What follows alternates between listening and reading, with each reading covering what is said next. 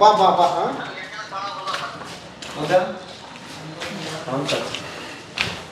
Sir ಇವಾಗ ಏನಿದೆ ಸರ್ವಜ್ಞನಿಗೆ ಸಂಬಂಧಪಟ್ಟ ಹಾಗೆ ಸರ್ವಜ್ಞರ ಶಿಲಾಮೂರ್ತಿ ಐತ್ರಿ. ಏನು ಸರ್? ಶಿಲಾಮೂರ್ತಿ ಬರ್ರಿ. ಓಕೆ. ಸರ್ವಜ್ಞರ ಶಿಲಾಮೂರ್ತಿ ಮತ್ತು ಸಿಕ್ಕವು ಇವೆಲ್ಲ KS ನಾಗರತ್ನವರು ಬಂದಿತ್ತು, ಮಾಸೂರಿ ಬಂದಿತ್ತು. ಅವರು ಸರ್ವಜ್ಞರ ಕವಿಯ 4ನೇ ಇವು ಇಷ್ಟೊತ್ತಿಗೆ ವ್ಯವಸ್ಥಿತವಾಗಿ ಮಾಡ್ತಿದ್ವಿ. ಆ ಪ್ರಾಧಿಕಾರದ ಅಮೌಂಟು ರಿಲೀಸ್ ಆಗಿಲ್ಲ. ಈ ರಿಲೀಸ್ ಆದಮೇಲೆ ಇವನ್ನ ಸ್ಮಾರಕ ಭವನ ಮಾಡಿ ಇವನ್ನೆಲ್ಲ ಒಂದು ಕಡೆ ಶಟ್ಲ್ ಮಾಡೋ ಅಂತ ಮಾಡ್ತೇವೆ. ಓಕೆ. 1975. 4ನೇ ಶತಮಾನೋತ್ಸವ ಮಾಡಿದ್ವಿ. ಅಂದ್ರೆ ಯಾವ ಆಧಾರದ ಮೇಲೆ ಇದು ಸರ್ವಜ್ಞ ಅಂತ ಹೇಳ್ತೀರಾ? ಅದ್ರ ಮೂರ್ತಿ ಇರೋದ ಅವ್ರ ಕವಿತೆಗಳಲ್ಲಿ ಅವನ ಬಾಡಿ, ಅವನ ದೇಹ, ಅವನ ಬಾಡಿ ಲ್ಯಾಂಗ್ವೇಜ್ ಬಗ್ಗೆ ಮತ್ತು ಅವನ ಆಕಾರದ ಬಗ್ಗೆ ಹೇಳ್ಕೊಂಡಾನ. ಅದೇ ರೀತಿ ಇದೆ ಕವಿತೆಗೂ ಈ ಚಿತ್ರಕ್ಕೂ ಹೊಂತತಿ. ಇಲ್ಲಿ ಕಮಂಡಲ ಹಿಡ್ದಾನ, ಈ ಕಡೆ ಕೋಲ್ ಹಿಡ್ಕೊಂಡಾನ, ಒಂದದೇ ನೋಡ್ರಿ ಇಷ್ಟ ನೀರ್ ಪಂಜೆ ಹಾಕೊಂಡಾನ. ಈ ರೀತಿ ಸರ್ವಜ್ಞ ಯಾವಾಗ್ಲೂ ಇರ್ತಾ ಇದ್ದ ಅಂತ. ಕರ್ನಾಟಕ ಸರ್ಕಾರ 1975ರಲ್ಲಿ ಸರ್ವಜ್ಞ ಕವಿಯ 4ನೇ ಶತಮಾನೋತ್ಸವವನ್ನು ಮಾಸೂರು ಗ್ರಾಮದಲ್ಲಿ ಆಚರಣೆ ಮಾಡಿದಂಥ ಒಂದು ಮಹಾಕುರುವಾಗಿ ಒಂದು ಸ್ಮಾರಕ ಮಂಟಪದ ಶಂಕುಸ್ಥಾಪನೆ ಮಾಡಿದಂಥ ಶಿಲಾಗಲ್ಲು ನಮ್ಮಲ್ಲಿ ಮಾಸೂರು ಗ್ರಾಮದಲ್ಲಿ ಇರೋದರಿಂದ ಅದನ್ನು ತಮ್ಮ ಮಾಧ್ಯಮಕ್ಕೆ ನಾವು ನೀಡಬಹುದು. ಇದು ಸರ್ವಜ್ಞರ ಶಿಲಾಮೂರ್ತಿ. ಇದು 1963ರಲ್ಲಿ ಈ ಮಾಸೂರು ಗ್ರಾಮದಲ್ಲಿ ವಿದ್ಯಾರ್ಥಿಗಳಿಗೆ ಸಿಕ್ಕಂಥ ಒಂದು ಕುರುಹು.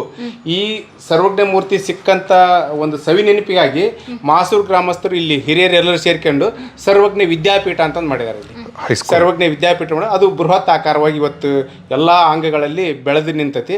ಇವತ್ತು ಹಲವಾರು LKG ಇಂದ ಹಿಡಿದು ಡಿಗ್ರಿವರೆಗೂ ಸಹ ಕಾಲೇಜ್ ಆಗಿದೆ. ಈ ಕಲ್ ಸಿಕ್ಕ ಮೇಲೆ ಅದು ಸ್ಥಾಪನೆ ಸರ್ವಜ್ಞ ವಿದ್ಯಾಪೀಠ ಅಂತ ಸ್ಮರಣ ಮಾಡಿ. ಅಂದ್ರೆ ಯಾವ ಆಧಾರದ ಮೇಲೆ ಇದು ಸರ್ವಜ್ಞ ಅಂತ ಹೇಳ್ತೀರಾ?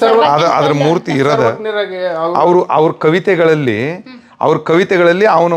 ಅವನ ಬಾಡಿ, ಅವನ ದೇಹ, ಅವನ ಬಾಡಿ ಲ್ಯಾಂಗ್ವೇಜ್ ಬಗ್ಗೆ ಮತ್ತು ಅವನ ಆಕಾರದ ಬಗ್ಗೆ ಹೇಳ್ಕೊಂಡಾನ.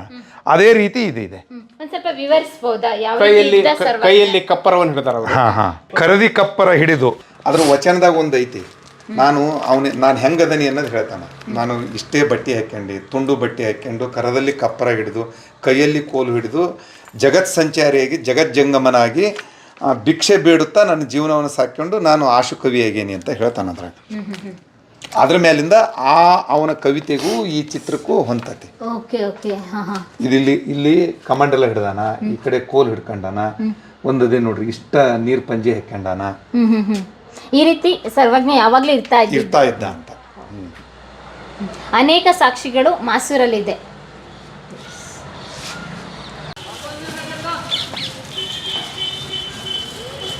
ಇದು ಮಾಸೂರು ಎಂಟ್ರೆನ್ಸ್ ಅಲ್ಲೇ ಬರುತ್ತೆ ಅಲ್ವಾ? ಓಕೆ. ಇದೇ ಮೂರ್ತಿ ಚೆನ್ನೈದಲ್ಲಿದೆ. ಇದ್ರ ಡಿಟ್ಟೋ ಎಲ್ಲಿ ಮಾಡಿಸಿದ್ದಾರೆ? ಚೆನ್ನೈಯಲ್ಲಿ, ಚೆನ್ನೈನಲ್ಲಿ ಸಮ್ಮಿಶ್ರ ಸರ್ಕಾರ ಇತ್ತನಲ್ರಿ. ಸರ್ ಬನ್ನಿ. ಮುಂದಿಂದ ಹಾಕು. ಸೀದಾ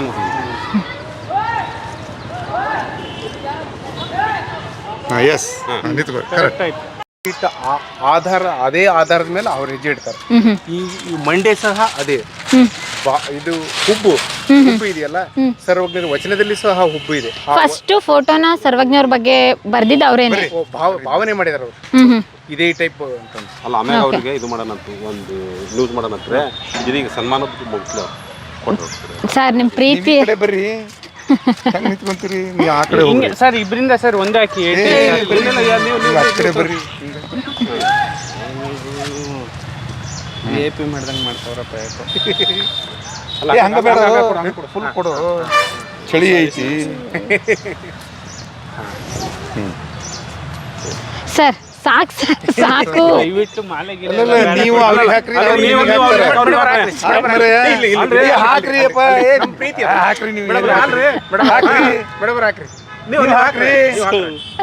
ಮತ್ತೆ ಸರ್ವಜ್ಞನಿದ್ರಿಗೆ ಬೆತ್ತನೆ ಮನೆ ವೆಚ್ಚಕ್ಕೆ ಒಂದು ಇತ್ತೆ ಅಂತ ಹೇಳುವ ಸತಿ ಇದ್ದರೆ ಸ್ವರ್ಗಕ್ಕೆ ಕಿಚ್ಚು ಬನ್ನಿ. ಸ್ವರ್ಗಕ್ಕೆ ಕಿಚ್ಚು ಹಚ್ಕೊಂತ. ಇದು ಸರ್ವಜ್ಞರ ಮೂರ್ತಿ. ಇದು ತಿರುಪತಿ ಬ್ರಹ್ಮ ವರಕವಿ ಸರ್ವಜ್ಞರ ಮೂರ್ತಿ ಇರುವುದು ಹಾವೇರಿ ಜಿಲ್ಲೆಯ ರಟ್ಟಳ್ಳಿ ತಾಲೂಕಿನ ಮಾಸೂರು ಗ್ರಾಮದಲ್ಲಿ. ಈ ಮೂರ್ತಿ ಸರ್ವಜ್ಞರು ಹೇಳಿದಂಥ ವಚನಗಳ ಆಧಾರದ ಮೇಲೆ ಉತ್ತಂಗಿ ಚೆನ್ನಪ್ಪನವರು ಆ ವಚನಗಳ ಆಧಾರ ಎತ್ತಿಕೊಂಡು ಅವರ ತಲೆಗೆ ಒಂದು ವಚನ ಇದೆ, ಅವರ ಹಣೆಗೆ ಒಂದು ವಚನ ಇದೆ, ಆ ಹುಬ್ಬಿಗೂ ಒಂದು ವಚನ ಇದೆ, ಆ ಕಣ್ಣಿಗೂ ಒಂದು ವಚನ ಇದೆ, ಅವರು ಹಲ್ಲಿಗೂ ಸಹ ಒಂದು ವಚನ ಇದೆ, ಅವರ ದೇಹಕ್ಕೂ ಒಂದು ವಚನ ಇದೆ ಮತ್ತು ಅವರ ಇದು ಏನು ಕಂಠ, ಆ ಕಂಠ ಕಠೋರವಾಗಿರೋದರಿಂದ ಆ ಕಠೋರವಾಗಿರ್ತಕ್ಕಂಥ ವಚನ ಆಧಾರ ಇಟ್ಕೊಂಡು ಆ ಕಪ್ಪರಕ್ಕೆ ಒಂದು ವಚನ ಹೇಳಿದ್ದಾರೆ. ಆಮೇಲೆ ಕೈಯಲ್ಲಿರ್ತಕ್ಕಂಥ ಬಿದಿರಿನ ಕೋಲು, ಆ ಕೋಲಿಗೂ ಒಂದು ವಚನ ಇದೆ. ಆಮೇಲೆ ಜೀರ್ಣವಾದ ಒಂದು ಕಂಬಳಿ ಇದೆ, ಆ ಜೀರ್ಣವಾದ ಕಂಬಳಿಗೂ ಒಂದು ಸಹ ವಚನ ಇದೆ. ಆಮೇಲೆ ಕಾಲಿ ಸಿಂಹ ಸಪ್ನವಾಗಿರ್ತಕ್ಕಂಥ ಪಾದಕ್ಕೂ ಒಂದು ವಚನ ಇದೆ. ಆ ದೇಹ ಅಂಗಾಂಗಗಳು ಎಲ್ಲಕ್ಕೂ ಒಂದು ವಚನ ಇಟ್ಟುಕೊಂಡು ಸರ್ವಜ್ಞರು ಉತ್ತಂಗಿ ಚೆನ್ನಪ್ಪನವರು ಆ ಭಾವನೆಗಳನ್ನು ವ್ಯಕ್ತಪಡಿಸಿ ಒಂದು ರೂಪವನ್ನು ತಯಾರು ಮಾಡ್ತಾರೆ. ಆ ರೂಪವೇ ಇದೇ ಮಾಸೂರು ಗ್ರಾಮದಲ್ಲಿರ್ತಕ್ಕಂಥ ಸರ್ವಜ್ಞರ ಕಂಚಿನ ಪುತ್ಥಳಿ. ಇದು 2004ರಲ್ಲಿ ಸಮ್ಮಿಶ್ರ ಸರ್ಕಾರ ಇದ್ದಾಗ ಸನ್ಮಾನ್ಯ ಶ್ರೀ HD ಕುಮಾರಸ್ವಾಮಿಯವರು ಮಾಸೂರು ಗ್ರಾಮ ಇಲ್ಲಿ ಹಿರೇಕೆರೆ ತಾಲೂಕಿನ ಒಂದು ಗ್ರಾಮೋತ್ಸವವನ್ನು ಮಾಡತಕ್ಕಂಥ ಸಂದರ್ಭದಲ್ಲಿ ರಾತ್ರಿ ಬಂದು ಈ ಸರ್ವಜ್ಞ ಮೂರ್ತಿಯನ್ನು ಅನಾವರಣವನ್ನು ಮಾಡಿದರು.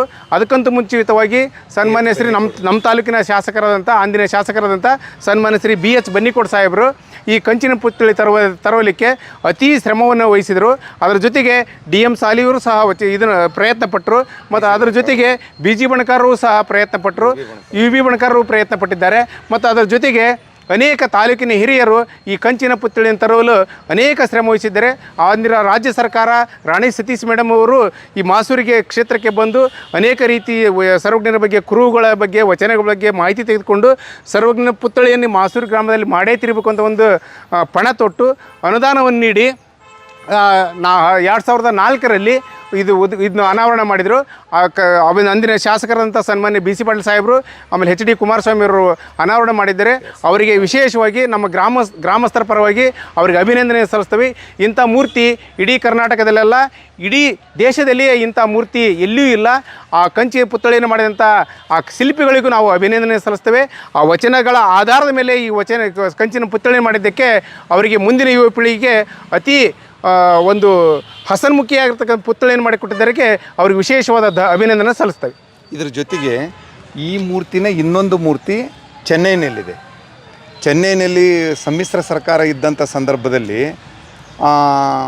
ತಮಿಳುನಾಡು ಮತ್ತು ಕರ್ನಾಟಕದ ಬಾಂಧವ್ಯ ಒಂದು ಆಧ್ಯಾತ್ಮಿಕ ತಳಹದಿಯ ಮೇಲೆ ಸಾಮಾಜಿಕವಾಗಿ, ಶೈಕ್ಷಣಿಕವಾಗಿ ಹಾಗೂ ಧಾರ್ಮಿಕವಾಗಿ ಒಂದೇ ಇರಬೇಕು ಅನ್ನೋ ಒಂದು ಕಾನ್ಸೆಪ್ಟ್ ಇಟ್ಕೊಂಡು ಅದೇ ಸಮಯದಲ್ಲಿ ಕಾವೇರಿ ನೀರಿನ ಜಗಳನೂ ಬಂದದ್ರಿಂದ ಅವೆಲ್ಲವನ್ನು ಮರೆತು ಸಾಂಸ್ಕೃತಿಕವಾಗಿ ನೀವು ಒಂದಾಗಬೇಕು ಒಂದು ತಮಿಳುನಾಡಿನ ತಿರುವಳ್ಳರ ಮೂರ್ತಿಯನ್ನು ಬೆಂಗಳೂರಿನಲ್ಲಿ ಸ್ಥಾಪನೆ ಮಾಡಿದರು ಮತ್ತು ಸರ್ವಜ್ಞನ ಮೂರ್ತಿಯನ್ನು ಅಲ್ಲಿ ಸ್ಥಾಪನೆ ಮಾಡಿದರು.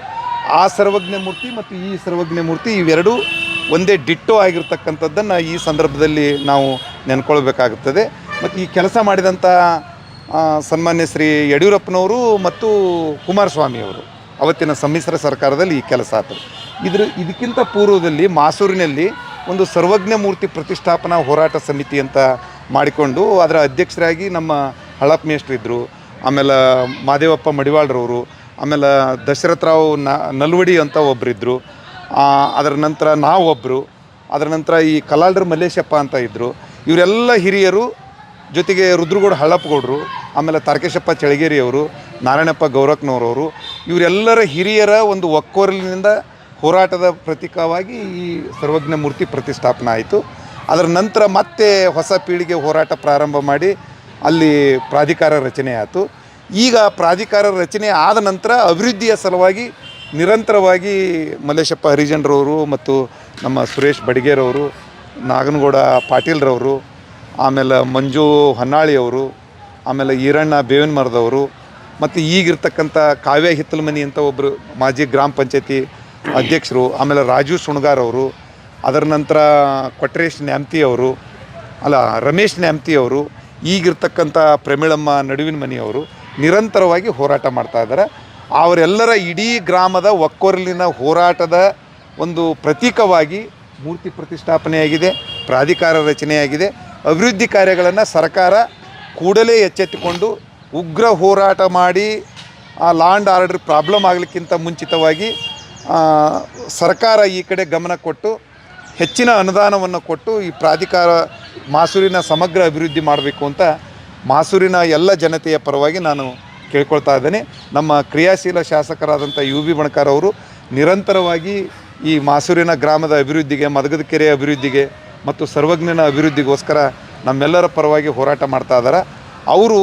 ಅವರ ಶಾಸಕರ ಅವಧಿಯಲ್ಲಿಯೇ ಎಲ್ಲ ಸಮಗ್ರ ಅಭಿವೃದ್ಧಿಯಾಗಿ ಶಾಶ್ವತವಾಗಿ ಇತಿಹಾಸದಲ್ಲಿ ಅವ್ರ ಹೆಸರು ಉಳಿಲಿ ಅಂತ ನಾನು ಪ್ರಾರ್ಥನೆ ಮಾಡ್ತೀನಿ. ಮಾಸೂರಿನ ಗ್ರಾಮದ ಎಲ್ಲ ಯುವಕರ ಒಕ್ಕೊರಲಿಗೆ ಮಾನ್ಯತೆ ಕೊಟ್ಟು ತಾವು ಡಿಜಿಟಲ್ ಮೀಡಿಯಾದವರು ಮಾಸೂರಿಗೆ ಬಂದು ಸುಮಾರು 4 ತಾಸುಗಳವರೆಗೆ ಸರ್ವಜ್ಞನ ಬಗ್ಗೆ ಸಮಗ್ರವಾದಂಥ ಇತಿಹಾಸವನ್ನು ಮತ್ತು ಅದರ ಜೊತೆಗೆ ಪುರಾವೆಗಳೊಂದಿಗೆ ಮತ್ತು ಇಲ್ಲಿವರೆಗಿರ್ತಕ್ಕಂಥ ಎಲ್ಲ ಸ್ಥಳಗಳಿಗೆ ಭೇಟಿ ಕೊಟ್ಟು ನಮ್ಮೊಂದಿಗೆ ಭಾಳ ಶ್ರಮವಹಿಸಿ ಈ ಎಲ್ಲ ಕಾರ್ಯಕ್ರಮವನ್ನು ಅಚ್ಚುಕಟ್ಟಾಗಿ ಮಾಡಿದ್ದೀರಿ.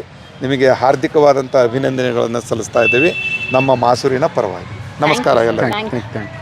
ಪ್ರಿಯ ವೀಕ್ಷಕರೇ, ನಾವು ತೋರಿಸುತ್ತಿರುವ ಇತಿಹಾಸದ ಕಥೆಗಳು ಕನ್ನಡದ ಕಲೆ, ಸಾಹಿತ್ಯ, ಸಂಸ್ಕೃತಿ, ಜನಜೀವನ, ಇತಿಹಾಸ ಸೃಷ್ಟಿಸಿದ ಜನಸಾಮಾನ್ಯರ ಅಸಾಮಾನ್ಯ ಕಥೆಗಳು ನಿಮಗೆ ಇಷ್ಟ ಆಗಿದ್ಯಾ? ಹಾಗಿದ್ರೆ ವಿಡಿಯೋ ನೋಡಿ ಸುಮ್ಮನಾಗ್ಬೇಡಿ, ಶೇರ್ ಮಾಡಿ, ಸಪೋರ್ಟ್ ಮಾಡಿ, ನಮ್ಮೊಂದಿಗೆ ಜೊತೆಯಾಗಿ. ಇದು ನೀವೇ ಬೆಳೆಸಿದ ನಿಮ್ಮ ನೆಚ್ಚಿನ ಡಿಜಿಟಲ್ ಮಾಧ್ಯಮ. ಇನ್ಮುಂದೆ ನಿಮಗಾಗಿ ಇನ್ನಷ್ಟು ವಿನೂತನ ಶೈಲಿಯಲ್ಲಿ ಬರಲಿದೆ. ನೈತಿಕ ಬೆಂಬಲದ ಜೊತೆಗೆ ಆರ್ಥಿಕ ಬೆಂಬಲ ನೀಡಿ.